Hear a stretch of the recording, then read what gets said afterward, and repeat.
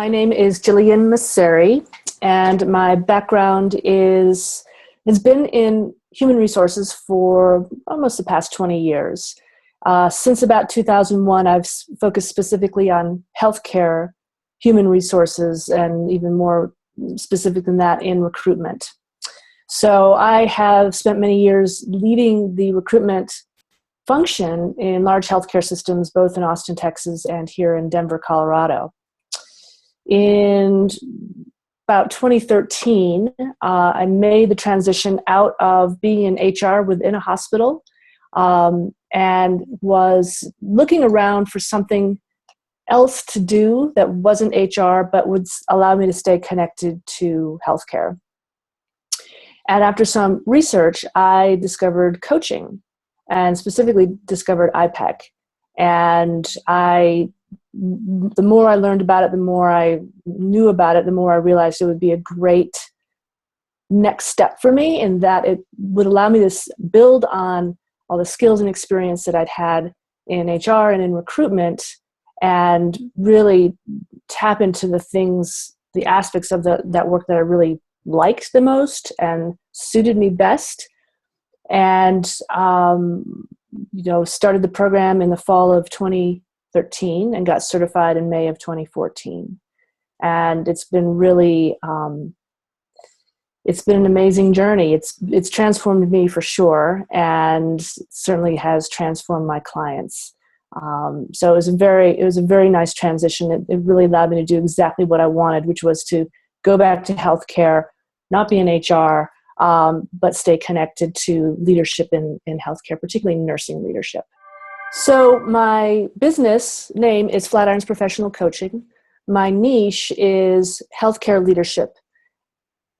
I like to start in organizations working with nursing leadership, because nursing is really what fills my passion, or my soul, I suppose, if you will, in terms of bringing this energy leadership work to nursing leadership. Nurses, of course, represent the biggest population in healthcare, and they have such an impact on the patient and the experience the patient has in the hospitals. Everybody you meet in the hospital impacts your experience, but the nurse really is kind of your main, he or she is your main caregiver. And so anything I can do to help nursing leadership be more empowered, more engaged, more focused, more healthy, trickles down to the nurse at the bedside. And, eventually we all end up being patients. And so it's really in service of making sure that each and every one of us have a great experience, is why I focus on nursing leadership in terms of the coaching that I provide. So the way I bring the energy leadership coaching into nursing leadership is through a 6-month program that I call RX for Empowerment, or Prescription for Empowerment. And it's what works well about it, and what's been so great about what iPEC has created, is that I have based this 6-month-long program on the energy leadership development system. So I am able to bring a fully formed product or program to the hospital that includes a 12-module curriculum. I administer the ELI, Energy Leadership Index Assessment, to all participants at the beginning of the program. They all receive one-on-one coaching, and then they also all participate in small group coaching. And then the last component of the program includes 2-hour workshops. So it's a very robust and it's pretty intensive, actually, program that each and every one of them get. They attend workshops as a large group, and I generally work with cohorts of about 16 to 20 leaders. They attend workshops. In the small group coaching, we meet every other week and we go through the ELDS. So there's this kind of structure or roadmap that they know from week to week what they're going to be focusing on. And then in the one-on-one sessions, this is kind of the more organic, kind of, traditional, we focus on their agenda. So they get, equal amounts of one-on-one attention from me, as well as being in a group coaching situation to go through the topics in the ELDS. So it is intensive. And I've heard from a couple of graduates that in the beginning they were like, I don't know about this stuff. What is this stuff? But 201, people end up being blown away by their experience and transformed. So it's a nice blend of structure and kind of free-flowing, kind of organic experience for the participant. Some of the things I had to overcome, or some of the barriers that I had to wrestle with as I was launching my business, was first and foremost my gremlin, which I had early on named Murphy for Murphy's Law, which anything that can go bad will go bad.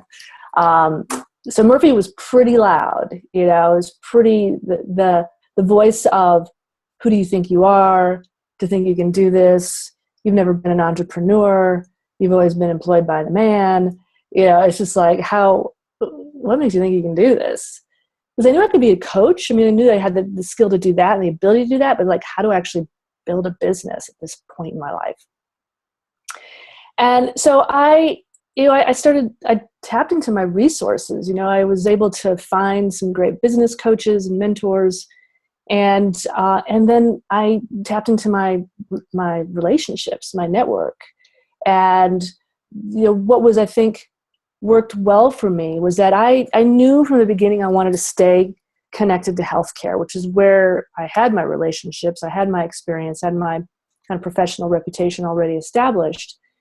And my very first gig, kind of, corporate contract, came from a lunch that I had with my old boss, the VP of HR. And I told him what I was up to. And he said, oh man, you need to talk to the chief nursing officer, because she's wanting to do something for the nurses. And it sounds, along lines of what you're doing. I'm like, super. So he connected me to her, and she and I started talking, and really with her, kind of based upon what her needs were, I designed this program based upon what she was needing. So it kind of, I certainly did not go in there with, here's my program, fully formed. It was not. So, I was making it up as I was going along. And there's this great expression I've heard along the way about, building the airplane as you're flying it, which was what I was doing. And which was scary and exciting and incredibly gratifying and incredibly creative. And this was particularly where having the ELI and the ELDS was super helpful to have this, validated professional tool and program to say, here's what you're going to get. And then the rest of it was just kind of like me making it up. But it was, once I kind of got over that initial hump of letting go of having to know, letting go of feeling like, oh my gosh, I have to come in to this meeting with the CNO with everything completely fleshed out. I didn't have to. She didn't expect it. Mostly she just wanted to know what, the benefits were going to be and how I could help. And, just my own devotion to nursing leadership helped me to kind of be able to articulate that to her. So it was, in the end, it was awesome to have these tools and this product from iPEC, and also letting go of feeling like I had to know from the very beginning. And that helped to that really helped shut Murphy up pretty much to a large extent. So my success formula, and the thing that really keeps me going, what drives me, I'd say first and foremost, what drives me is knowing the difference that this work is making in the lives of the participants in this program. I've heard more than one person, more than one tenured leader say to me, this is the best program they've ever been through, which is huge, because I know how much training and development these folks get. And so that's, to know it's making that kind of difference in their lives, that keeps me going.